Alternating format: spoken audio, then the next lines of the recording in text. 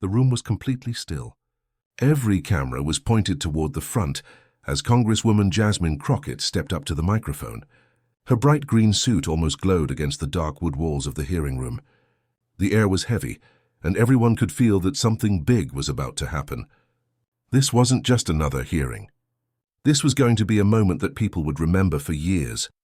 Reporters were already whispering, ready to send breaking news alerts the second something happened. At the other end of the long table sat Pam Bondi. She looked calm, even confident, her hands folded neatly in front of her.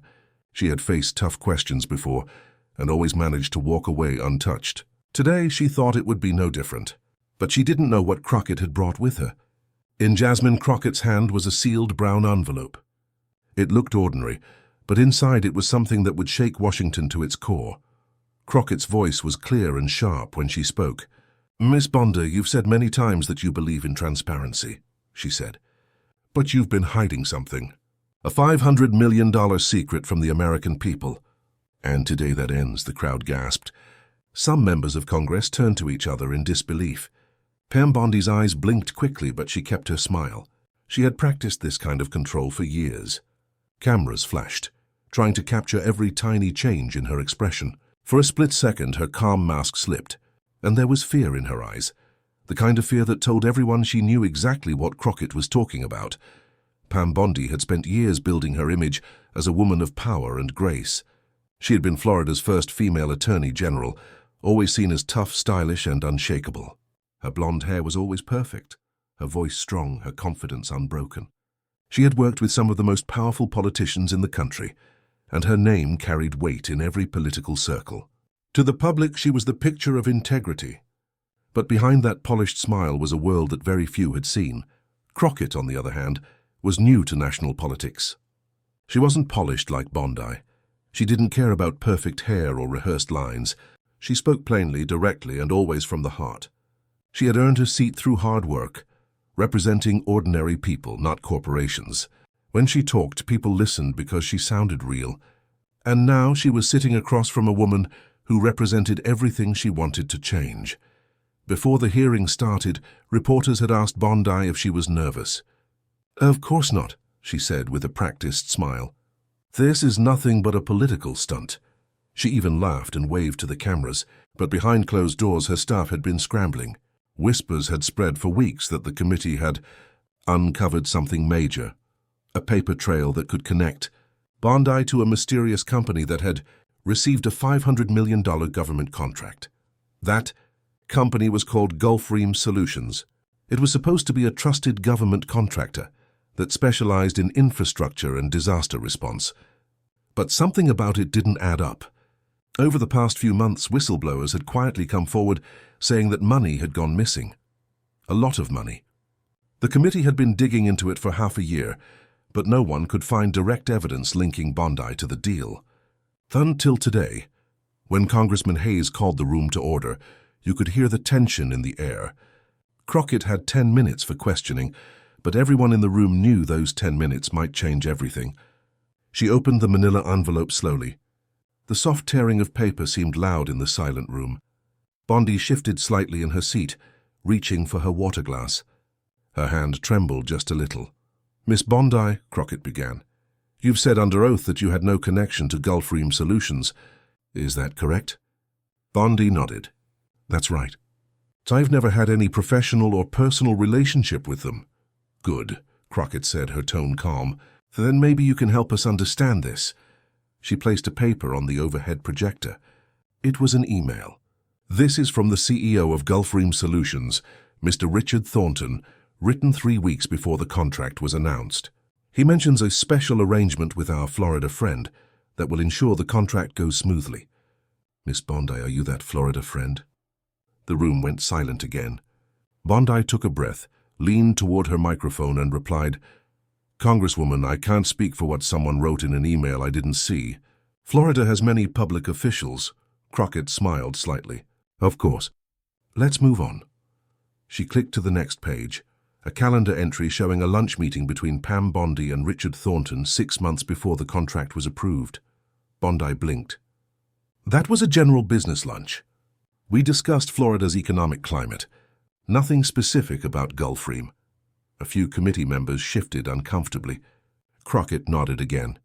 Understood. And yet the next day after that lunch, a series of internal emails from Gulfstream mentioned final approval from the top. That's quite a coincidence, isn't it? Bondi's attorney whispered something in her ear. She ignored him and kept her eyes on Crockett. Coincidences happen in government all the time, she said flatly. The tension in the room was now unbearable.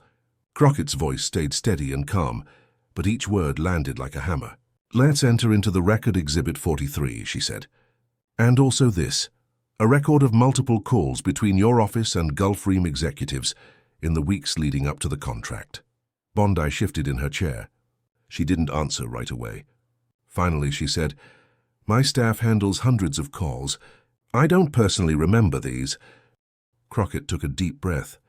That's fair, but let me show you something else. She pulled up another document, a set of banking records. These show payments made from a Gulfstream subsidiary to a company called Blue Harbor Consulting. Are you familiar with it? Bondi shook her head. No, I don't know that company.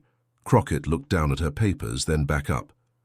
That's interesting, she said softly, because Blue Harbor Consulting was registered by your sister, Jennifer Bondi, just 1 month before the Gulfstream contract was approved. And records show that company received $145 million after the contract was finalized. Gasps filled the room. Some reporters jumped to their feet. Bondi's eyes widened. My sister runs her own business, she said quickly. I have nothing to do with her finances. So you're saying you had no idea your sister created a company that received over $100 million from a government contractor connected to you? Crockett asked quietly. Bondi's lips parted, but no words came out. Cameras flashed again and again. The committee chairman tried to calm the room, but the damage was done. At that moment, everyone watching, in the room, online and on television, knew that this was no ordinary hearing. Something massive had just been revealed. Bondi's team immediately asked for a recess. Reporters ran out of the room, typing headlines as they moved. Bondi shaken after explosive hearing exchange. As Bondi walked out, her expression was tight. The confident smile she'd worn earlier was gone. Her hands shook slightly as she clutched her papers. Her team surrounded her, whispering urgently, but she barely seemed to hear them. Cameras followed every step as she left the room. Inside, Jasmine Crockett remained seated, calmly organizing her papers. She had done her homework, and she knew this was only the beginning. What she had just revealed wasn't even the biggest piece of evidence. The envelope still held more, much more. Outside the chamber, social media exploded. Within minutes, clips of the exchange between Crockett and Bondi were trending everywhere.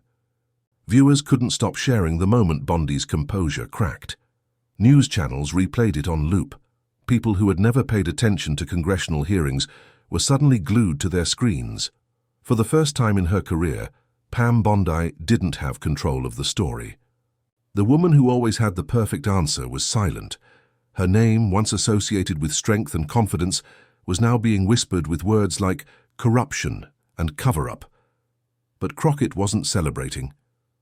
In her office later that day, she sat quietly reviewing documents, her face serious. She knew that what she had uncovered was only the surface of a much deeper problem. If the money trail continued, it could expose connections that reached far beyond Bondi, connections that could shake the foundations of Washington itself. As the day turned into night, television anchors filled the airwaves with speculation. Commentators debated what might come next. Some said Bondi would survive it. Others believed her career was finished.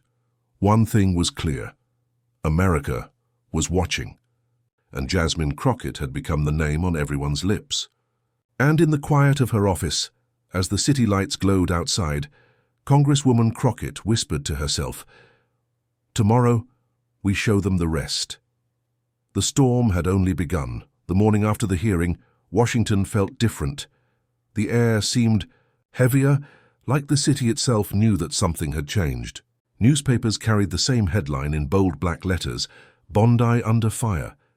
Every news channel replayed the clip of Congresswoman Jasmine Crockett standing tall, holding that brown envelope, and revealing a $500 million secret to the world. The image was everywhere. On TV screens, in coffee shops, on phones, in airports. For millions of Americans, it was the first time they had seen a politician truly cornered by the truth. Pam Bondi had built her career on being untouchable. For years, she was the golden face of conservative power, smooth, confident, and unbothered. But now even her closest allies were avoiding her calls. Overnight, her name had turned from respected to radioactive. Her morning started with reporters crowding outside her home. Cameras flashed, microphones reached over fences, and her team begged her not to speak. But Bondi had never been the type to hide. She stepped outside wearing dark sunglasses, her hair pulled back tightly, and said only, "The truth will come out soon." Then she turned and went back inside without another word. Inside the Capitol, Congresswoman Crockett was already back to work. She sat with her staff in a small conference room filled with files, laptops, and coffee cups. She looked tired, but focused. For 6 months, she and her team had chased every lead, followed every document trail, and listened to every whistleblower. And now, with the first cracks in Bondi's story showing, she knew it was time to go deeper. Her top investigator, a quiet man named Marcus Hill, slid a new file across the table. "We found something new," he said. The money didn't stop at Blue Harbor Consulting. It kept moving through 3 more companies before ending up in the Cayman Islands. Crockett raised an eyebrow. "Show me." Marcus opened his laptop and pulled up a simple chart. Arrows pointed from one company to the next. Each time the money moved, it was split and renamed. It looked innocent on paper, but the path was clear. At the end of the chain sat a company called Seaside Holdings Limited, a company with no website, no public profile, and no listed address except for a post office box on a small Caribbean island. "Who owns it?" Crockett asked. "That's the thing," Marcus said. "It's hidden behind a trust, but with help from an international source, we got the paperwork. The trust lists one primary beneficiary, Pamela Bondi." The room went quiet. Even though they had suspected it, hearing it confirmed was different. Crockett leaned back in her chair, staring at the chart. "So that's where it went," she said softly. $42 million of taxpayer money, sitting in a sunny bank account with her name on it. They all knew what had to happen next. Crockett called for an emergency session of the committee. She knew it would be explosive, maybe even career-ending, not for her, but for the people she was about to expose. By afternoon, the hearing room was packed again. Reporters filled every seat, and the air buzzed with tension. Pam Bondi arrived 30 minutes late, flanked by a larger legal team this time. Her face was pale but composed. She looked like someone preparing for a fight she knew she couldn't win, but had to face anyway. As the chairman called the hearing to order, Crockett stood. Her voice was calm, her words clear. "Before we begin, Miss Bondi and her counsel have been provided copies of the documents I will present today," she said. The cameras zoomed in. "Let's pick up where we left off." The screens around the room flickered to life, showing a map of money transfers, arrows stretching from Washington to Florida to the Cayman Islands. Crockett spoke slowly, letting each sentence land. "Over the past 6 months, this committee has tracked funds connected to the Gulf Ream Solutions contract. These funds, totaling $42 million, were moved through a series of shell companies designed to hide their destination. That destination, as confirmed by international banking records, is Seaside Holdings Limited, a trust naming Miss Pam Bondi as the primary beneficiary." The room erupted. Reporters typed furiously. Flashbulbs exploded like fireworks. Bondi's lawyer stood immediately. "Mr. Chairman, we object to this presentation. These claims are unproven and politically motivated." Crockett didn't even turn her head. "These claims are supported by documents verified by both U.S. and international financial authorities. And we're not done yet." She clicked again and new images appeared. Emails between Bondi and Richard Thornton, the CEO of Gulfstream. In one, Bondi had written, "The Seaside arrangement works. My team will never connect those dots as long as we keep Jennifer's role quiet." The silence in the room was suffocating. Bondi stared at the screen, her mouth slightly open.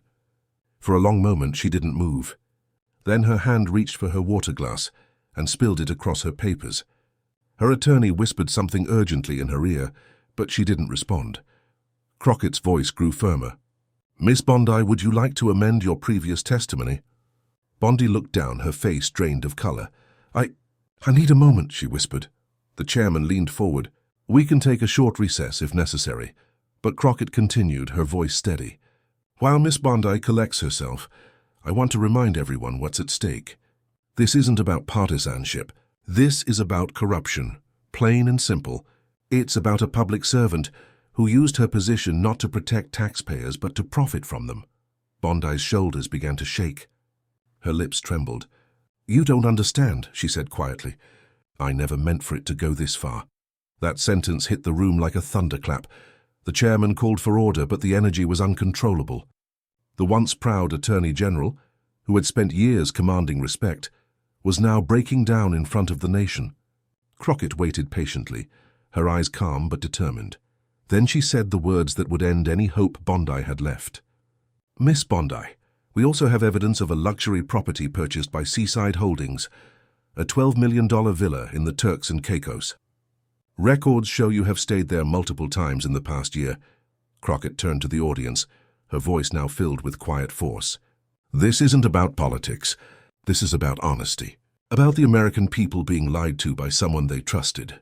Bondi's tears finally fell. "I can explain," she said, but no explanation came. Her attorney stood up quickly.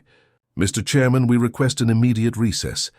As the hearing adjourned, the cameras followed Bondi again. Her mascara streaked down her face, her once steady walk now uneven. She was surrounded by her legal team, but they couldn't shield her from the flashing lights or the shouting reporters. The woman who had seemed untouchable for years was now the face of collapse, live on national television. Outside, reporters rushed to deliver updates. Words like corruption, money laundering, and criminal charges filled the airwaves. Within an hour, every major network had interrupted regular programming to cover what was now being called the Bondi Breakdown. In her office, Crockett sat alone for a few minutes, looking down at the files spread across her desk. Her job wasn't done. She knew the next few days would be even harder. Investigations like this didn't end with one person. They spread. And she suspected that Bondi hadn't acted alone. That evening, when Crockett finally spoke to the press, her words were simple but powerful. "Today was not a victory," she said. "It was a step toward the truth. And the truth doesn't care who you are or what party you belong to. It comes for everyone." Across America, people watched her speech in silence. Some felt anger, others hope. Many older Americans, who had grown tired of corruption and empty promises, said it was the first time in years they felt someone was finally fighting for them. But as night fell over Washington, new questions started to rise. Who else was involved? How deep did the scheme go? And how far would Congresswoman Crockett be willing to push for the truth? Because this wasn't over. What had started as a hearing about a single $500 million contract was now turning into the biggest corruption scandal in decades. And the next revelation would shake not just one career, but the entire foundation of political power in America. The sun was barely up when the news broke. Helicopters hovered over Washington. Reporters stood in front of the Justice Department, their breath visible in the cool morning air. The country had just learned that a federal grand jury had indicted Pam Bondi on 22 counts of fraud, conspiracy, and money laundering. The once powerful Attorney General, who had stood tall in courtrooms, was now being led into a courthouse in handcuffs. It was a sight no one ever expected to see. Across America, people watched in silence. Some felt shock. Others felt a strange mix of sadness and relief. For years, many had believed that powerful politicians were never held accountable. But now they were watching proof that sometimes justice really does catch up. Inside her Washington office, Congresswoman Jasmine Crockett sat quietly with her staff. She wasn't celebrating. She just stared at the television screen as the footage played. Her face showed no joy, only focus. The fight wasn't finished. The arrest of Pam Bondi was only the beginning. There were others, people who had signed papers, approved transfers, or looked the other way. Crockett knew that every dollar stolen from the public meant fewer schools, weaker hospitals, and broken trust. And she wasn't stopping until every name was known. In the following days, Washington became a whirlwind. Subpoenas flew out daily. The FBI raided offices in Florida and Texas. Agents carried out boxes of documents marked Gulf Stream Solutions evidence. News anchors struggled to keep up with the breaking updates. Every hour seemed to bring a new twist. Another official questioned, another account frozen, another resignation letter delivered. The man at the center of it all, Richard Thornton, CEO of Gulf Stream Solutions, was arrested while trying to board a plane. Facing decades in prison, he quickly agreed to cooperate. His testimony stunned everyone. He told investigators that the plan to divert funds had been created during private dinners years earlier. Several senior state officials, lobbyists, and consultants had been part of it. It started small, he said, but once the money began to flow, nobody wanted to stop. Crockett's team worked around the clock. Files piled up on every desk. Sleep became a luxury. One evening, as she reviewed yet another set of emails, Marcus Hill walked in with a coffee in each hand. "Oh, you should go home," he said. "You've done enough for now," Crockett smiled tiredly. "Not yet. We still have one more layer to pull back." She was right. Hidden among the financial records, investigators found new trails of money that led to political action committees and charities connected to several elected officials. The corruption had spread far wider than anyone first imagined. The public wanted names, but Crockett refused to release them until she had proof. "Facts first," she told reporters. "Speculation helps no one." For weeks, her calm approach earned respect across party lines. People who once disagreed with her politically now praised her determination. Editorials called her a symbol of integrity in an age of mistrust. Even her critics admitted that she had handled the case with grace and precision. Meanwhile, Pam Bondi remained in custody, awaiting trial. Her once confident smile was gone. She appeared in court pale and quiet, avoiding the cameras. Her lawyers tried to claim that she had been misled by advisors, that she had never intended to steal. But the evidence was overwhelming. The emails, the offshore accounts, the luxury villa, all of it painted a clear picture. When she finally spoke to the court, her voice was soft. "I made terrible choices," she said. "I convinced myself it was normal, that everyone did it. But it wasn't normal.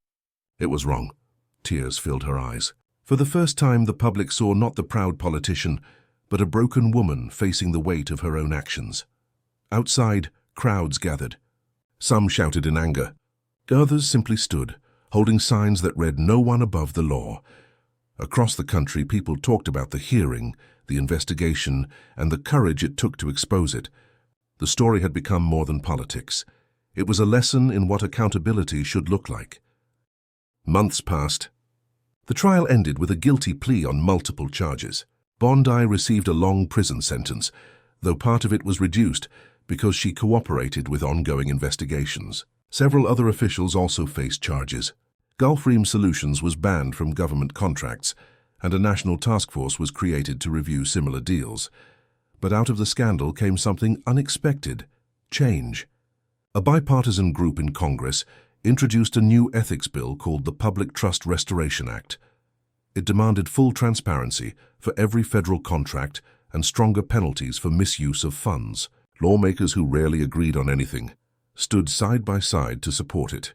When the bill passed, people across the nation cheered. For a moment, Washington felt united again. Crockett gave a short speech the day the bill became law. Her words were simple. "This isn't about one person's fall," she said.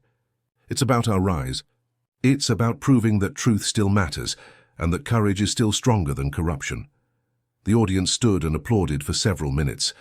After the ceremony, she walked alone through the quiet halls of the Capitol.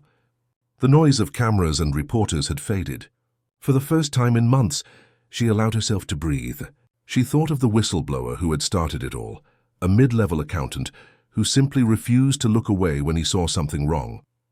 Without him, none of this would have happened. That night, she returned to her small apartment instead of attending the celebration dinners. She sat by the window sipping tea, looking out at the city lights. Washington was calm again, but she knew the fight for honesty never truly ends. Her phone buzzed, a message from an unknown number. It read, You were right to follow the money. But there's more you haven't seen. Call me tomorrow." Crockett stared at the message. A chill ran down her spine. After everything, after the hearings, the arrests, and the reforms, there was still more hidden in the shadows. She put the phone down and smiled faintly. "Then we start again," she whispered. Outside, the Capitol dome glowed against the night sky, a symbol of both power and fragility. The country had witnessed something rare, a moment when truth pierced through corruption. People felt hope again, hope that maybe the system could still work when brave individuals refused to stay silent. The next morning, newspapers carried new headlines. Bondi scandal sparks wave of reforms. Editorials praised Crockett's courage. Talk shows discussed how one woman's persistence had shaken the halls of power. Even skeptics admitted that America had needed this reminder, that accountability wasn't dead, that integrity could still win. In living rooms across the nation, viewers who had watched every hearing replayed the clips again. They remembered the trembling hands, the shocking documents, the calm voice that refused to back down. They felt proud that at least this once, justice had not been delayed. And as the credits rolled on every news special, one message stood out. No matter how powerful the secret, truth always finds its way out. Thank you for watching this incredible story. If you believe in transparency, honesty, and accountability, make sure to like this video, subscribe to our channel, and turn on notifications so you don't miss what comes next, because the story is far from over.